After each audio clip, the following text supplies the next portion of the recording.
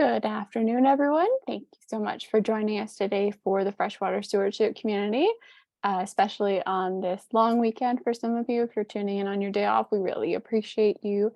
And also to everyone who's catching the recording afterwards, a big hello and welcome to you as well. We're really excited to have a bit of a panel of speakers today for our community science webinar. So we have three different speakers here today with us. We have Tamanna Kohi from the Streamfield Outreach and Communications Coordinator. And then we also have Michael Wright, who is the lab manager at the Hajibabaei lab. And then Ria McKenzie here is also with us from the Living Lakes Canada, and she is the Biomonitoring Program Coordinator. So we have these great speakers with us today. And then in terms of sort of emceeing the event and helping with any tech problems, we have Nicole Dubé, who is in the chat, and she is Watersheds Canada's Freshwater Health Coordinator. So if you have any questions for the Q&A at the end of this presentation, or if you are having any tech problems, please feel free to private message her through Zoom. And my name is Monica Seidel. I'm the Communications and Fundraising Manager at Watersheds Canada, and I'll just be doing a bit of introductions before we pass it off to our wonderful speakers. So a bit about Watersheds Canada. So we are a national nonprofit and charity based in Perth, Ontario, so Eastern Ontario, though we deliver our programs nationally through local delivery partners. We have a number of different on-the-ground stewardship programs, including our Love Your Lake program, which is a shoreline assessment and education program. You can see some of our staff from last year hanging out on a boat in the top left there. So this is a program that's coordinated and delivered alongside the Canadian Wildlife Federation and involves our staff going along an entire lake and assessing each property, looking for different characteristics on their property and how they might be impacting lake health, and then providing each of those property owners with a customized report so that they can protect the health of their lake. We also do a number of habitat restoration and enhancement programs, including our Natural Edge Shoreline Renaturalization Program and our fish habitat enhancement programs. So you can see a shoreline that has been planted with some native species in the top right, and then the bottom left, we have a walleye spawning bed that has just been washed and enhanced with new stone. And we also do education outreach, so things like our freshwater stewardship community, and we also have nature discovery programming where we go into classrooms or we work with community associations and deliver curriculum-linked resources and lesson plans to students. So if you have any interest in any of those programs, I encourage you to check out our website, which is watersheds.ca. And as I mentioned, we are a charity, so any donations or program participants, you can go through our website as well. But we are here today for the Freshwater Stewardship Community, which is one of our online education outreach programs that was birthed from the pandemic and a way to connect with people even though we were forced to be online, and has continued in popularity since then. It has been really well received by people across the country, which has been really lovely to see and to meet new people and new organizations who are doing work to protect their local freshwater. So if you are new to the community or more recent, you can catch up on the 32 webinars and 25 handouts that are archived on our website. They are grouped by topic. So if you have a specific issue you're seeing happening in your community, you can sort the resources by topic. And you can also share all of these resources widely. There are things to download, lesson plans, and education summary handouts. And as I mentioned, all of the recordings are there as well. So really a library of information for you to access and post as freely as you would like. This month for the Freshwater Stewardship Community, we are in the middle of a community science mini-series. So we had a presentation last week from the River Institute, which is going live today on our YouTube channel. And then we have two more this month, one next week on the 17th, and then the week after on the 27th. So we'll be highlighting different community science projects that are taking place across the country, and also giving people different tools and links and resources for how they can get involved. So we have one next week about climate data tracking, and a really cool initiative that was led out of Prince Edward Island. And then the week after, we have a speaker from Birds Canada who will be talking about bank swallows and how you can monitor those populations and help them recovery, as they have been greatly declining over the last few decades. So all of those webinars, you can access either the recordings and the resources or register at watersheds.ca/freshwater-stewardship. And even if you can't attend the presentations live, we encourage everyone to register because you do get a summary email after the presentation with the recording and all of the resources mentioned.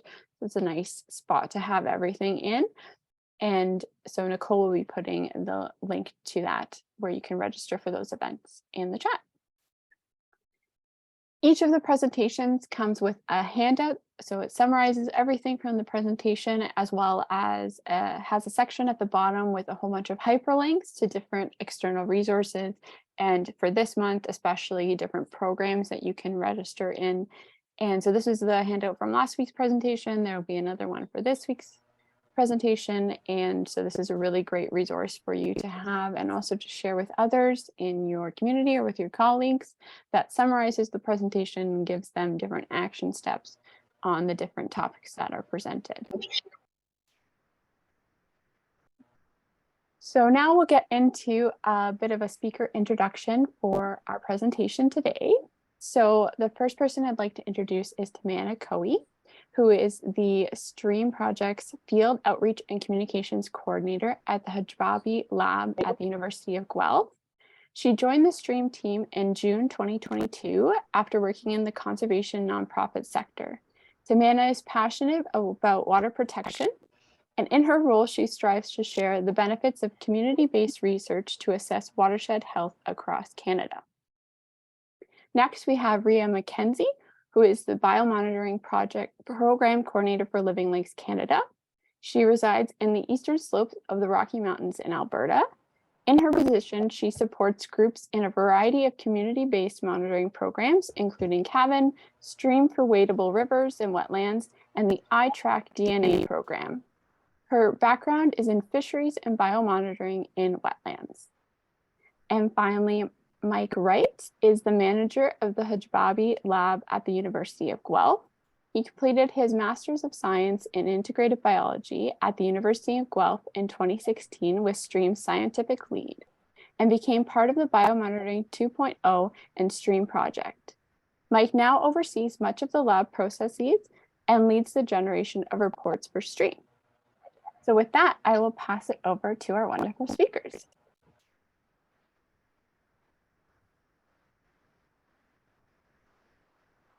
Hi, everyone. It's so nice to see you all trickling in here in the participant list. It's a pleasure to meet you. My name is Tamanna. Thank you so much, Monica, for the wonderful intro. And thank you to everyone from Watersheds Canada for hosting STREAM and Living Lakes Canada here in your webinar series.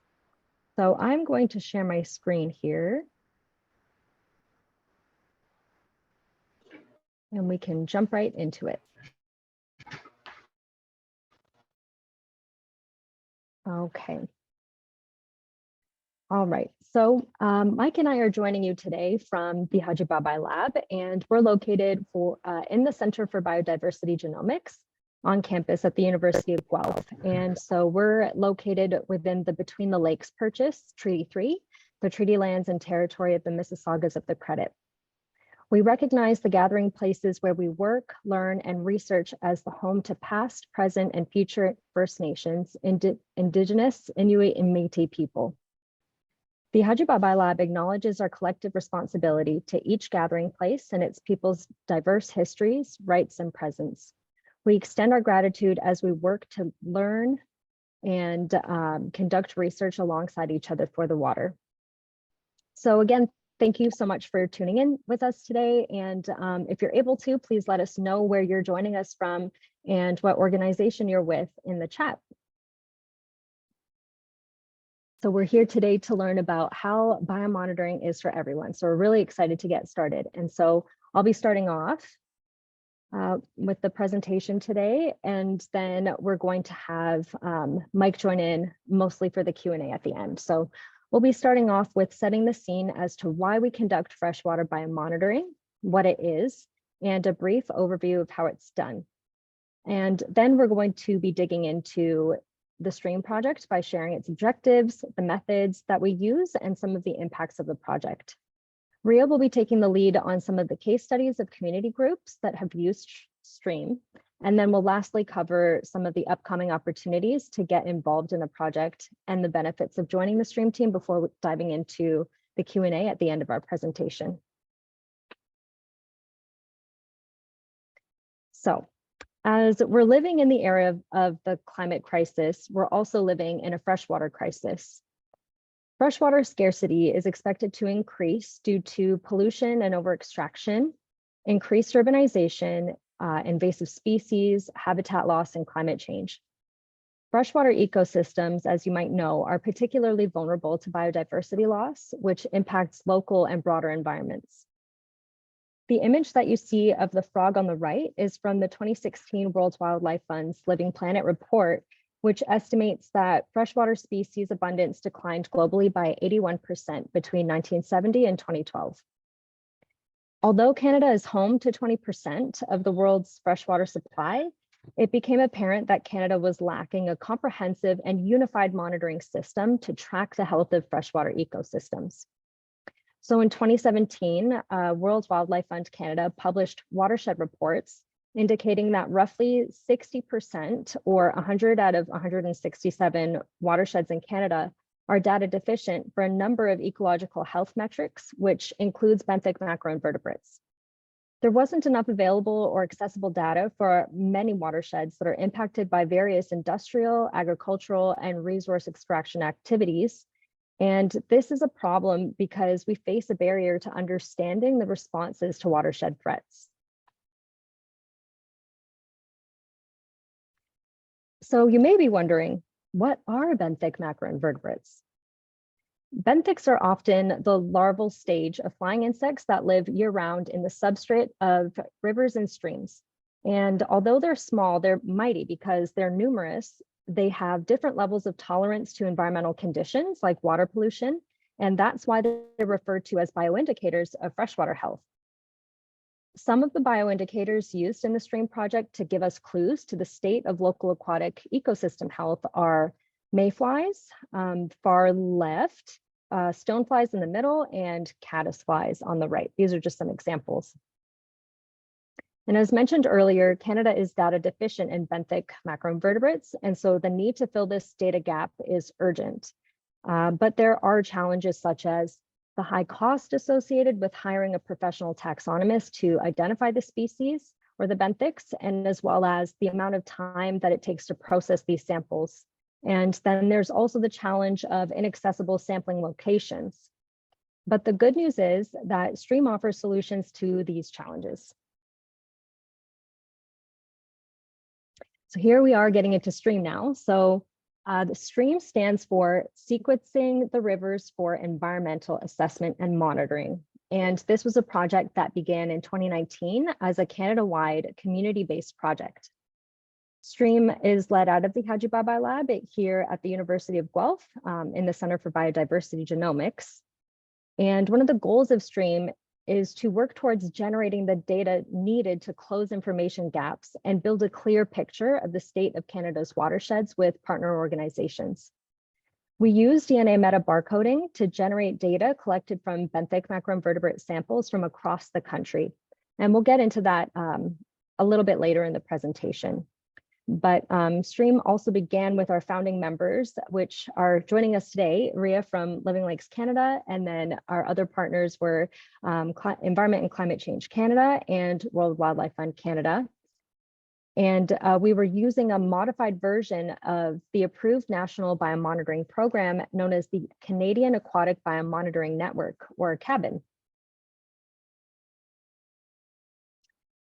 We're now at a stage with STREAM where we're continuing to use modified CABIN protocol, but with a more stripped down approach in the CABIN or the STREAM Fields Manual to ensure our process of producing this critical mass of data is using benthics as efficiently as possible. So as you can see in the diagram on the left, benthics are collected using triplicate kicks and the 3-minute kick net method, which is demonstrated in the photo on the right. Both Cabin and the Ontario Benthics Biomonitoring Network, or OBBN, use morphological or visual characteristics to identify the bugs collected from samples. These methods alone can be difficult and time-consuming, which is why STREAM offers a new approach to using DNA barcoding. But before we get into the details of DNA metabarcoding, let's cover the DNA barcoding and what that is. So DNA barcoding is a tool that's used to identify species based on the DNA sequence of a standard genetic marker. So I know that sounds a little complicated, but here I hope that you can see my mouse here. But we would start with this unknown specimen that's here in black and white with the question mark. And then the DNA barcoding is used to compare the bug's DNA against this international database or library. And an example here is the Barcode of Life data system. So the system then matches the bug's DNA to a known specimen here. So right here, it's been ID'd, it's been recognized, and that's basically it. So benthics can be identified using this tool after their collection from a river or a stream. And as more DNA sequences are submitted to genomic databases, the bigger the database gets. Something that's also really cool is that DNA barcoding was originally coined at the University of Guelph. And this year, 2023, marks 20 years of using this tool. So that's really cool that we've met this milestone and that we get to announce that in this webinar as well. And the STREAM project would definitely not be possible without the development of DNA barcoding and metabarcoding technology from the Center for Biodiversity Genomics.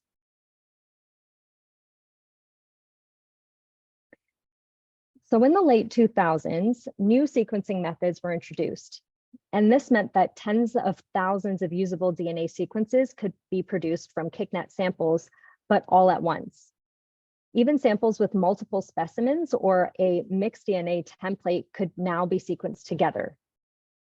Rapid identification of these unknown specimens became possible when these sequencing methods were paired with genomic databases like the Barcode of Life data system.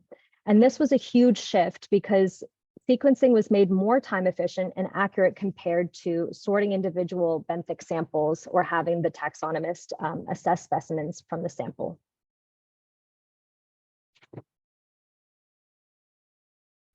When we talk about DNA, we're specifically referring to environmental DNA, which can be isolated through soil, through water, and/or benthos. eDNA samples usually have a mixture of DNA origins. And the reason we're bringing this up is because one of the really common questions that we receive for STREAM is if we collect water samples and benthic samples together.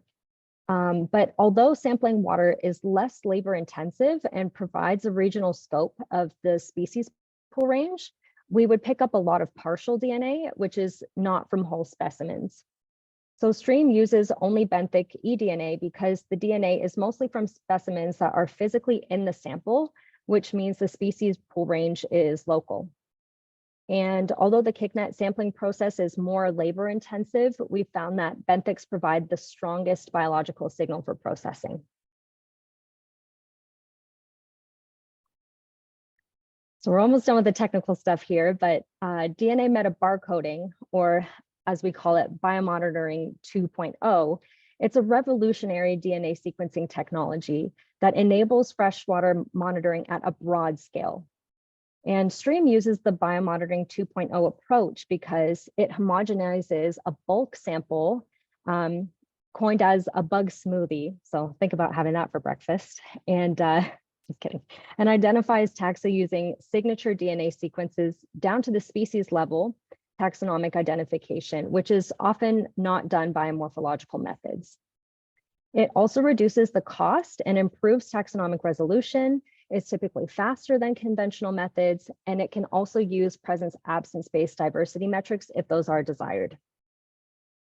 So the diagram that you see on the left was created by the Hajibabaei Lab's research associate, Terry Porter, and it illustrates the process of biomonitoring 2.0. The orange boxes that you see represent observational data obtained in the field, such as bulk benthic samples and water chemistry, which both provide information about a site's status. Site status is usually binary, which means it can be impacted or unimpacted, or it can be analyzed in levels or gradients of the impacted environment. Eventually, this process provides a diagnosis that identifies the relative importance of causal stressors at a sampling site. So now let's get into the heart of STREAM, which is community-based monitoring. STREAM would not be possible without the participation of groups through community-based monitoring. The traditional approach is for scientists and resource managers to develop methods that are most likely to generate good data. And then through workshops and training sessions, those methods and other important information is transferred to communities to collect samples to produce this data. However, community-based monitoring is significantly underutilized across the country. It's important to recognize that meeting broad goals like filling watershed data gaps in Canada as a whole, as a country, means that community-based monitoring organizations have to be supported. So at STREAM, community groups are invited to participate in training through outreach efforts or organic connections that we make. And after a few initial meetings, those groups are, they undergo training and become certified in STREAM protocol to collect samples on their own within or around a watershed of interest. So earlier I mentioned that one of those challenges to generating freshwater data is the lack of access to remote locations. And community-based monitoring through STREAM provides the solution, basically. So by working with engaged community members who live in some of these remote areas, we offset some of the difficulty with sampling. Communities are more familiar with their local water system, likely have a fuller knowledge of the area, and can monitor based on their needs and their observations. So every community group has their own reason for participating in STREAM, and we want to make it as accessible as possible for communities to learn about their local freshwater ecosystems. Some want to monitor for future concerns like include industry activity and climate change. Some want to monitor the effectiveness of their restoration efforts or help guide restoration activities. And some are interested in using STREAM as another tool to aid in conservation efforts. But all of these community objectives, whatever they are, seem to always be in alignment with the broader goals of STREAM, which are to demonstrate the potential of DNA metabarcoding as a standard for large-scale routine biomonitoring, to obtain that critical mass of data on freshwater systems in Canada, and to also develop models to gain a deeper understanding of watershed health.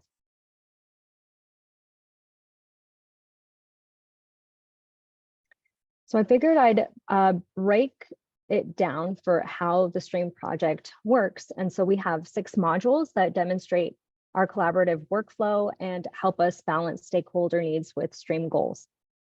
So the first step is outreach and recruitment, which is where dedicated staff lead community trainings and outreach and communications. This is largely done by myself and a few at Living Lakes Canada. And then training and certification happens next. So STREAM training and certification is led in the field by Living Lakes Canada and members of the Hajibabaei Lab here in Ontario.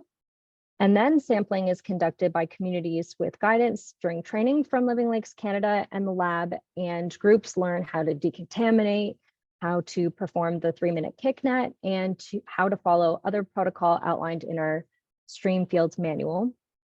And then groups use our standards of practice to and also learn how to label and ship samples to the lab at the University of Guelph. So once the lab receives the sample shipments, we start processing them in the lab. Lab processing includes our DNA metabarcoding workflow, which includes making that bug smoothie and DNA extraction. Then it goes through PCR enrichment, high throughput sequencing, bioinformatic and taxonomic assignment. And then we also use the DNA extraction kits to limit user-to-user variability. Then the processed samples undergo bioinformatics and data analysis, which is done by the lab team at the University of Guelph using MetaWorks, which is our analytical pipeline, and it ensures reproducibility. And then the data is released onto our public data portal, and results are shared with community groups. As for the results, our outreach team works with the lab team to provide community partners with comprehensive and custom DNA reports from the biomonitoring samples that they provided. So we're working to modify these reports for community needs to make the general reporting process as accessible as possible. And taxa lists to genus and species levels are provided. And for the groups that collect samples over multiple years, they're provided with multi-year biodiversity comparisons that help us see if there's been any improvement in the data libraries. And then our reports are also able to interpret target taxonomic groups like disease host detection or invasive species.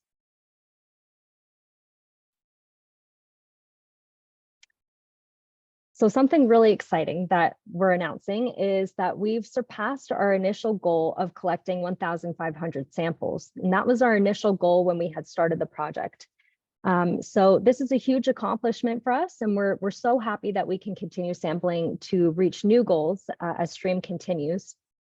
And the sample number that you see here, which is 1,520, it could increase with additional sequencing of samples between 2019 and 2022, or additional fixes that we do to metadata, which is an ongoing process. We've also processed all the 2022 samples that have come in last year, and we've started releasing reports. And the majority of 2022 samples came in from British Columbia, Alberta, and Ontario. The lists and breakdown of community groups, sites, and samples can be found on STREAM's data portal, which was launched on the STREAM website in November last year. And I'll get into the data portal a little bit more in a bit. So we've also had 75 plus community groups participate in over 670 sites across the country. So we've produced over 70 data reports that were sent to community groups. And we also have way over like 10 multi-year reports at this point. As for the bugs, the richness of bioindicator taxa is broken down into each Canadian subwatershed on the data portal, and the taxa are often used as water quality indicators and are sensitive to pollution, like mentioned earlier. And so through our data analysis, we've processed over 300 species, 200 genera, 100 families, over 60 orders, over 20 classes, and it's been a big accomplishment. So we're really excited about that.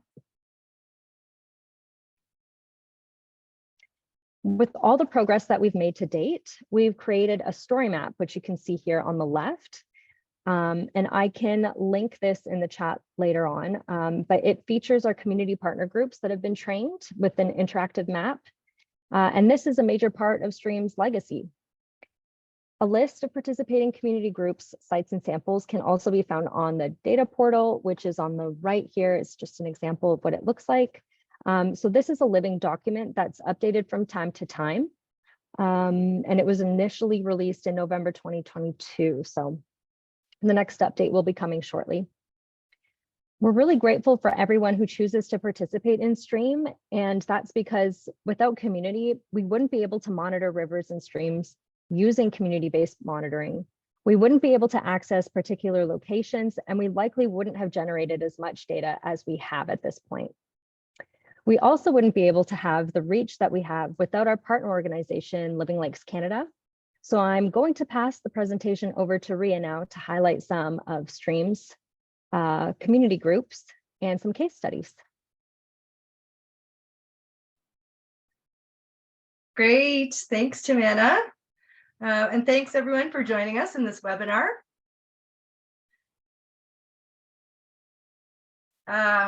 So before we delve into Living Lakes Canada and STREAM, I would first like to acknowledge that Living Lakes Canada's work originated in the Columbia Basin in British Columbia. which is the traditional, ancestral, and unceded territory of the Ktunaxa, Tletli-Tene, Secwepemc, Sinixt, and Syilx nations. So I want to start out with just a little bit of a background on Living Lakes Canada. So Living Lakes Canada started out as a local water project in 2004 to help work on Lake Windermere after its burbot fishery collapsed. By the time it was formally incorporated in 2017, Living Lakes Canada delivers programs across the Kootenays, BC, and Canada.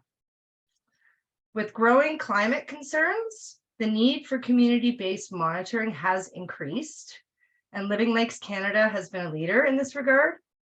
On this slide, you can see a list of our national and regional programs. We are an active member of the Federal Water Coalition that is leading the national dialogue on including community-based water monitoring into the new Canada Water Agency. We are also a member of the BC Watershed Security Coalition and a voice at the table affecting new policy for BC's first watershed security strategy and fund. As mentioned earlier, Living Lakes Canada has been a partner in the STREAM project since inception in 2019. Living Lakes Canada's main roles are to engage Indigenous and non-Indigenous community groups, provide training and support with equipment and questions that arise. When we started training in 2019, STREAM training was offered, as Tamanna mentioned, as a hybrid certification course alongside cabin protocols. But moving forward from 2023, we will be offering STREAM training and certification as a standalone one-day training course. And here you can see the pie chart breaks down the distribution of trainees in the STREAM project. And we can see non-government organizations and Indigenous communities are really leading the charge here. And Living Lakes Canada has trained over 300 people, and we have held 20 trainings across Canada. And this is a great map highlighting the areas where stream samples have been collected.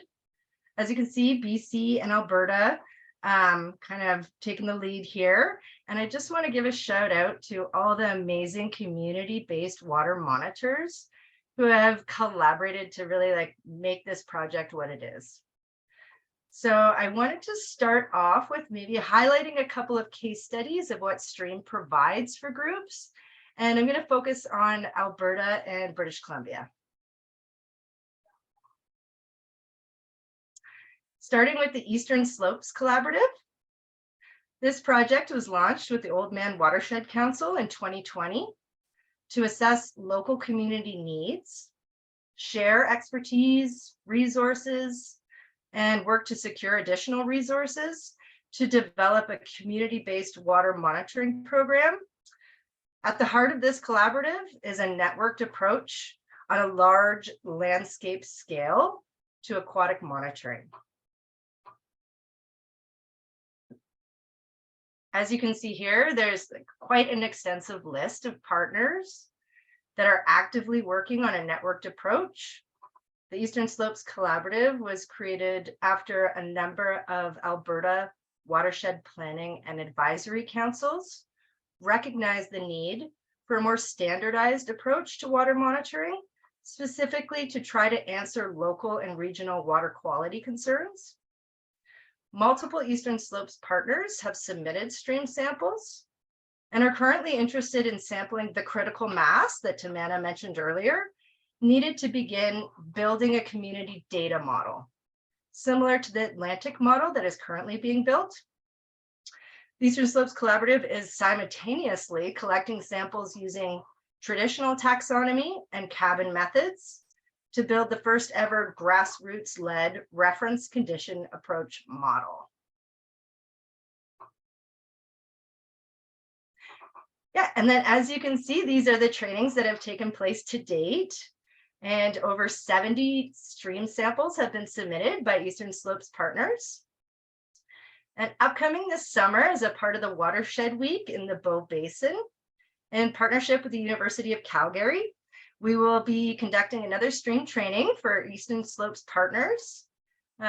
This training will be focusing on Indigenous and non-Indigenous youth. Members of the collaborative, such as the Old Man Watershed Council, are very excited to be using stream methods, in particular to monitor for the presence of the tubifex worms. They're a sludge worm that can act as hosts for a parasite that causes whirling disease. Whirling disease is a major issue in Alberta Eastern Slopes waterways and has been devastating the fisheries. Stream helps local watershed groups monitor these waterways that have yet to be classified as red zones or hotspots for whirling disease. Community groups are hopeful to use this data to guide further education on preventative measures to stop the spread of whirling disease. And yeah, the demand just keeps growing for further training opportunities along the Eastern Slopes.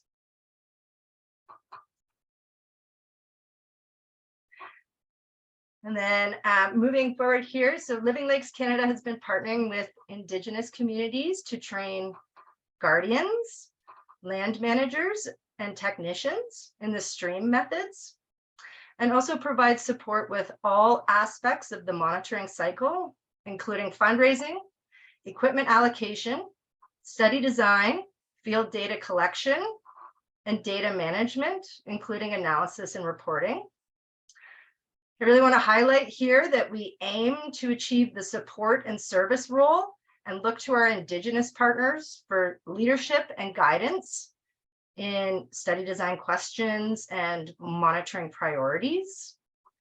Living Lakes Canada follows First Nations governance principles, OCAP, ownership, control, access, and possession, and apply these to all of our water stewardship work across Canada and within the STREAM project. STREAM partners in the lab are also trained in OCAP and follow these principles in working with all community groups. As a request from Stallo Resource and Research Special Projects Unit, Living Lakes Canada trained staff of the Lower Fraser Fisheries Alliance and the Stallo Sutumuk Stewardship Alliance last year in 2022. As an extension from this stream training course, Living Lakes Canada is currently collaborating to support additional trainings in the Sutumuk.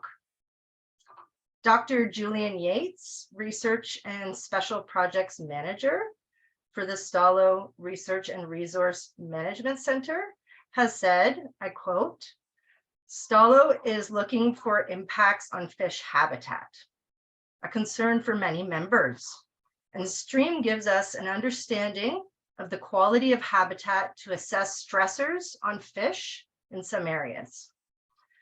And we are just very excited and looking forward to hosting another stream training in the Sutumuk, which is the Lower Fraser, this fall in 2023.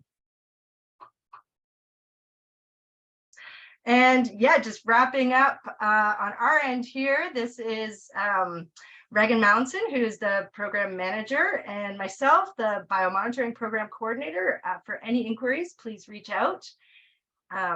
Yeah, and then I'm just going to pass this back on to Tamanna, who is going to share some exciting upcoming opportunities for stream training in Ontario. So thank you. Thanks so much, Ria.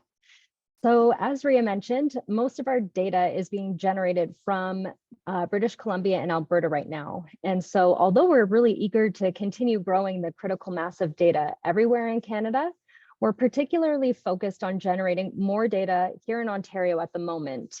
Only 7% of data has been generated here in this province. And since the lab is headquartered here, we want that to change. So we started expanding our efforts last year to increase sampling in Ontario in 2023. And we're happy to let you know that Ria and Reagan and some other staff from Living Lakes Canada will be traveling to Ontario to train confirmed groups that we have here in May. And so depending on the demand for further training here, the Living Lakes Canada team will be back in Ontario this fall, which is one of the reasons we're chatting with you here today. So we are right now looking for groups here in Ontario that are interested in stream sampling this year, and also groups especially that have an interest and capacity to sample and submit samples in future years as well. So since Stream is rooted in community-based monitoring, we provide resources for groups to go out and monitor their waters. So this includes equipment allocation, field training, sampling collection, and sample shipping. Samples contributed to the project will be analyzed at the University of Guelph this year at no cost. So the benefits are threefold. Participants gain technical skill development, they gain professional skills, and become part of this interdisciplinary research. As for the training, we try to be as flexible as possible with the timing and location to ensure our partners get the most out of their time with us. We, in the past, have hosted open courses, but have also closed courses with partner groups. So participants would receive stream certification as like with any other field course. And as for follow-up, we love to continue the conversations that we have with partners, which include those partners from past years, and to also ensure that they have what they need to continue monitoring. And this is partially done by sending out a quarterly newsletter for Stream specifically. So organizations would also receive a benthic macroinvertebrate data report from the university here for the samples collected as mentioned earlier. And just generally collecting more DNA for Stream will help us gain a better understanding of where different key macroinvertebrate taxa are and the community comparison and composition and structure at different geographical levels. This is really important for us. So from this data, monitoring and the long-term responses of benthic macroinvertebrates become possible, which is a fundamental thing for assessing how rivers and watersheds are responding to environmental change. So will you join us? Look, it's so fun. Here are some people getting out in the field, and then the photo in the middle is some samples that have been received by the lab. And on the right, you'll see Mike using our Illumina MySeq as like the last step of sample processing. So you'll see more of Mike in a little bit. So I just want to thank all previously participating community groups and ongoing participants in Stream for helping us create the data that we have created so far. And a big shout out to Living Lakes Canada for everything that they do training wise, communications wise, and also the Center for Biodiversity Genomics. And here I also want to acknowledge the big list that you see here on the left are all the main contributors to the project, and also a shout out to our funders for their support. So that brings us to the end now. So thank you so much again, Watersheds Canada, for hosting us. And thank you to everybody that tuned in this Easter long weekend. For those of you that either had the extended holiday or didn't, we really appreciate your time. So just as a reminder for anyone that is interested in becoming part of the Stream project and undergoing training, certification and submitting samples, please reach out. You can contact myself, my email's up there, Mike, his email's there, Ria, there's her email. Our websites are on the bottom left, and our socials are also available. So I'm going to keep my slides up in case we need to go back for anything. But yeah, thank you so much. Thank you so much, Tamanna and Ria, and by extension, Mike as well. A really great presentation, and we already have some questions. So I will just say them, and then whichever of the three of you think you want to take it, feel free to unmute yourselves. And we can also have a conversation if there's two different perspectives from the lab and Living Lakes Canada. So the first question we have is someone who is interested in hearing more information about research done on water courses in urban or agricultural areas. In the job that they work with, they often contend with people who think that these waterways have no ecological value.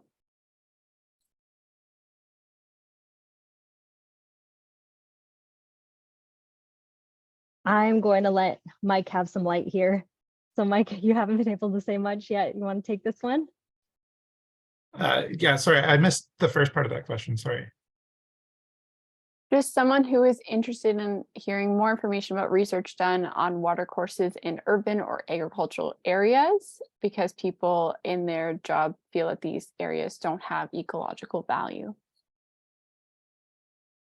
Yeah, I mean, I guess, we're pretty familiar with some of the sort of functional benefits that like wetlands have in more urban environments, having being sort of buffers for flooding and sort of absorbing some of the pollutants and being rich biodiversity areas. So that's just kind of wetlands. And then certainly in terms of, habitat, fish habitat, and other aspects, like there's plenty of sort of benefits that waterways have. I'm not sure, sorry, I may not be fully addressing that question, but yeah, lots of benefits to waterways, even in urban areas. Rhea, do you have anything that you'd want to add to that? Yeah, well, I would just add that regardless of what the notion is, if it's ecologically important or not, or if it's, a lot of people believe, from one scale it's pristine to the other scale where it's completely degraded, and what's the point? Well, I think there is always a point for people to get out in the waterways, and I think through Stream, this project can benefit community members when they look at a system that they believe is too degraded, because then they get this report back showing what's living in there. And I think it's just, I don't know if this is addressing it fully too, but I do think regardless of the perception of the waterway, I think it's really important for people to get out there. Kind of, did that address your question? I'm sorry, I don't know who asked that question. It was a privately messaged, so if it didn't answer your question, you can let us know and we can try and clarify, but we'll go to the next one for now. So this is a specific question for someone who's involved with the Ghost Watershed Alliance Society. So they're a partner with Cabin Eastern Slopes Collaborative in Alberta, and they're interested in moving forward to develop a reference condition approach, so an RCA model. They're curious if Dr. Baird's work using DNA metabarcoding data in the Maritime provinces is applicable to them or not. Hi, is this Brian, maybe? Yeah, so I think, yeah, we were touching upon that, and we're going to bring this up in our next quarterly meeting as well. I think the main goal is to continue to sample to get that critical mass, and yes, then we're going to put that forward and hopefully begin building that data model. So, and it's kind of, as you know, it's really amazing doing that side by side with the cabin reference condition approach. So it'll be a different data model, but like you mentioned, it'll be similar to Donald's work in the Atlantic area. Yeah, so that work has probably, there are over, I think, 300 samples there. And I think we're starting to reach that point where we can, along the eastern slopes, we're getting pretty close to that number where we can start to make those models, which is going to be really exciting because that's what we're aiming for, to be able to have more of a sort of, if you have an unknown sample, what is the quality of the sample or the site that it comes from? And I think we're pretty close to getting to that.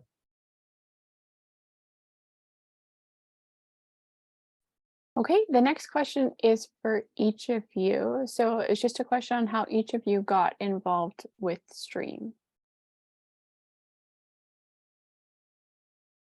I guess I can start. So I started my master's in the lab doing, oh, sorry, I think I muted myself. Doing some of the foundational stuff, which was a project called Biomonitoring 2.0, which was up in Wood Buffalo National Park. So kind of developing some of the methods that we're using now on a little bit more of a smaller scale. And I've just been here since, so I've been in the lab in Guelph for about 10 years now, which is pretty wild. I think I just kind of got excited about it during one of my undergrad, fourth year lectures. Somebody was talking about DNA methods, and I was like, oh man, that's cool. And then I just looked for a prof, and Merida worked out for me, and here I am 10 years later, which is wild to me.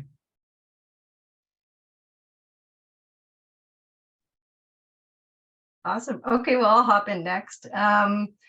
So yeah, I had got involved with STREAM through Living Lakes Canada, but prior to that, working with Integrated Ecological Research, Darcy Kwame, and a variety of different community groups in the Slocan area, we collected stream samples throughout, again, in the Columbia Basin. And we were doing that for wetlands. So, and it's been really awesome. And we continue to do that. And we're using that as part of our monitoring effectiveness strategy for restoration activities. So yeah, it's been using or a part of STREAM since 2019. So yeah, super excited to continue, because I think that the demand keeps continuing, and I think it's a really great project. As for me, I think it just more happened less naturally, but more by chance for me.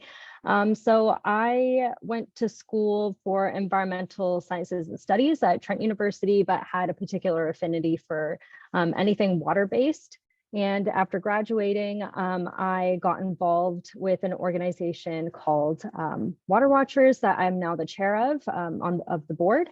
And so just continuing the water work, I also started taking a few classes at U of G, and then thought, hey, well, you know what? Let me just see what's going on at the Center for Biodiversity Genomics. And so that's how I got involved with the STREAM project. It just happened. I wasn't doing any particular work with biomonitoring prior to that. So that's how it happened for me.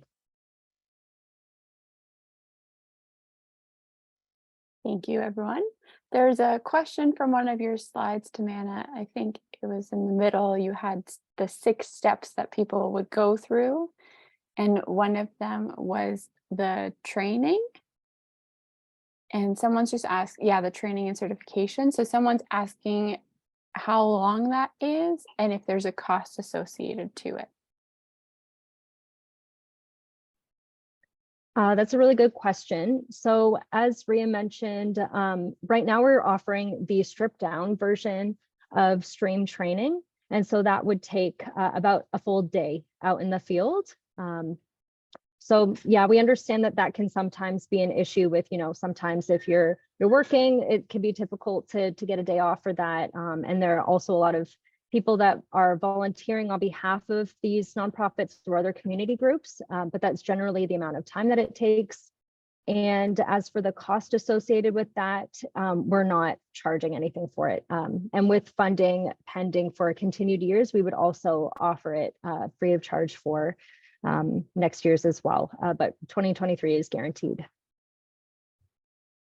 Okay, and then a follow-up question, if there is a limit on the number of people who can attend the training day.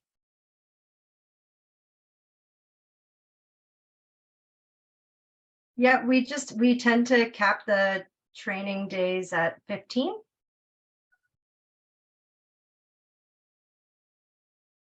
Perfect.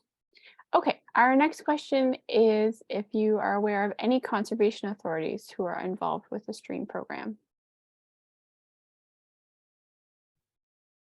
Yep, so in some of our upcoming training events in May, we do have some conservation authorities who will be involved. It's not formally through Conservation Ontario or anything, but I think they're just keen to see how the new tool compares to some of the old data that they have. And I think a lot of people hear about environmental DNA and kind of want to get into it, so it's a good way since the sample processing is covered by us. So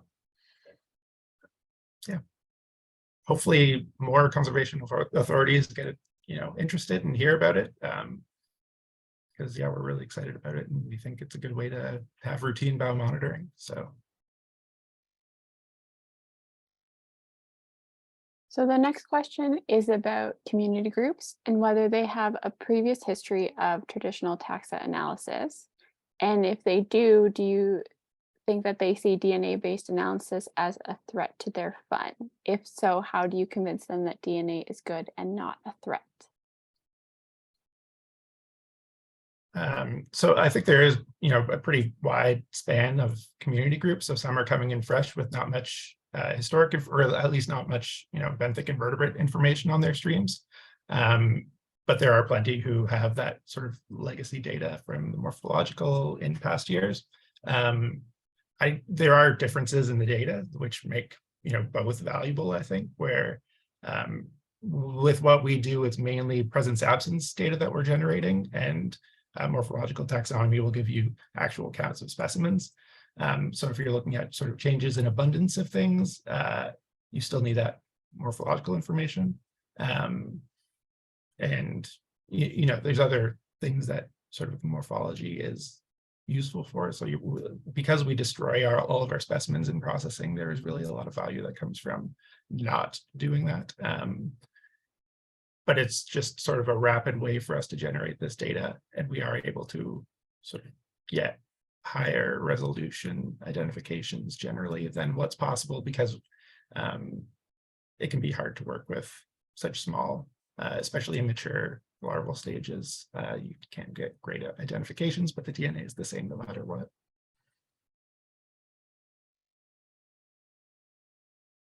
So yeah, I hope they don't see it as a threat, because everything is, both, it's different types of data. So they're both valuable, I think.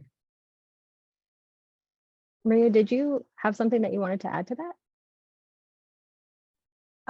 I just also wanted to mention that traditional taxonomy methods like cabin, the sampling is done in the fall. So I think, that's great. And you can do your stream sampling in the fall as well. But one of the added benefits of stream is that you can sample at any time, and provided that it's safe, of course. And you can sample different habitats outside of the riffle habitat. So I just wanted to mention that too, just that added value. And I think I agree with Mike. I think both data sets are very valuable. Thanks. The next question, I think, will go to you, Ria, because it was during your part of the presentation. You mentioned there was some training that was specifically going for youth. And so someone is asking if there are any programs or presentations that could go into the classroom and teach students about the importance of eDNA and benthics and things like that. That's a really great question. We are working on that right now, actually. We are hoping to have a presentation, and a very accessible presentation on Stream, the project, but also a little bit of the background on eDNA and benthic, macroinvertebrates. And we're hoping to get that kind of tied up by the end of this month. So yeah, I don't know who asked that question, but if you give me your contact, or if you contact me, I can follow up with you. Great. And then the last question is just, what is the turnaround time from sample collection to report release? Yeah, I can hop in on this one. So generally what we've said is it should be about 2 months, because of the backlog that we get with a lot of people sort of traditionally sampling in the fall, that we haven't met this 2-month turnaround reliably. It's ending up being more like 4 to 6 months. This summer, we're really working to kind of automate some of the steps to try and make our turnaround faster, though. 2 months should be reasonable. It's just sort of we get a backlog of samples in the lab that make it difficult to get through everything at once. So I'm kind of the bottleneck right now, but I'm trying to get myself out of that position.